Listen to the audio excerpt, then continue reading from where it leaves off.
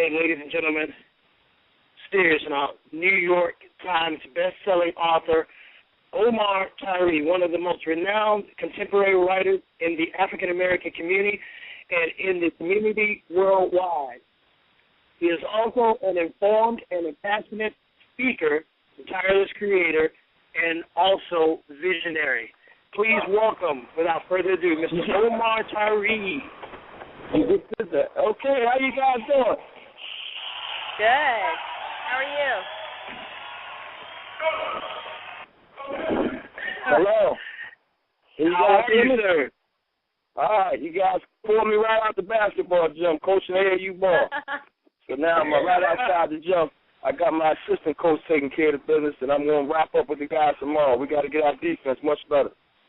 Hey, that's how we do it on the conversation, sir. And by the way, hey, it's been great knowing you over these years. I had the pleasure of meeting you some years back, but it's awesome to have you on the show tonight. All right, thanks, guys, for having me.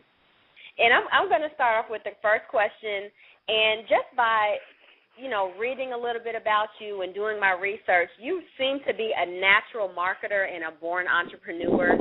Do you feel that someone must have an innate entrepreneurial spirit to consistently thrive in business? Definitely. Unless you have a whole bunch of other people that's going to do it, which means you're going to be paying a whole lot of people. So if you can do it yourself, then individuals know that they have to be on the job, because if you're going to do, as an example, a lot of marketing and a lot of energy and a lot of social activity, then the people around you, they have to do it double time, because then it'll be like, well, why am I paying you if I'm doing more than you? And so definitely when you have that spirit and that entrepreneurial energy, it makes it a lot harder for people to be lazy around you. They have to be as active as you are, and so that pushes you towards success if anybody's going to work with you in that capacity. Right. And on to the next question. How did you come up with the 4 components? We're talking about the equations for life: love over art times support equals business. Well, when I first started as a book writer back in the early 90s, I used to do high school events, and a lot of the kids didn't understand how I could make a living without getting a check from somebody's company.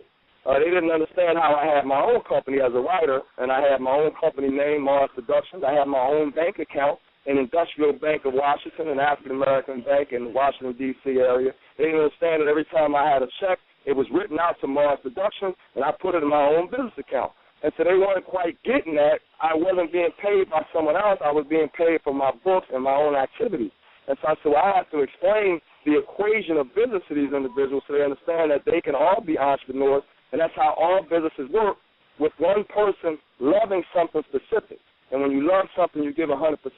And so that's the first component. Most people who are successful, they love what they do. You don't have a whole lot of people who are successful saying they hate their job. In fact, they don't even call it jobs. They call them careers. They call them passion.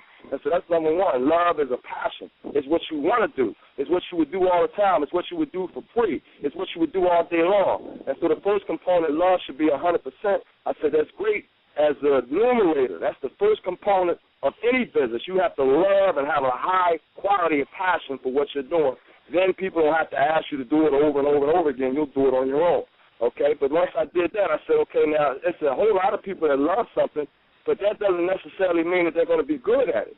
And so the second component, which is art means that you have to be skilled at a particular craft. You can't be an artist unless you have skill. And so that second component of art means that now you have to be competitive. You have to try and be number one.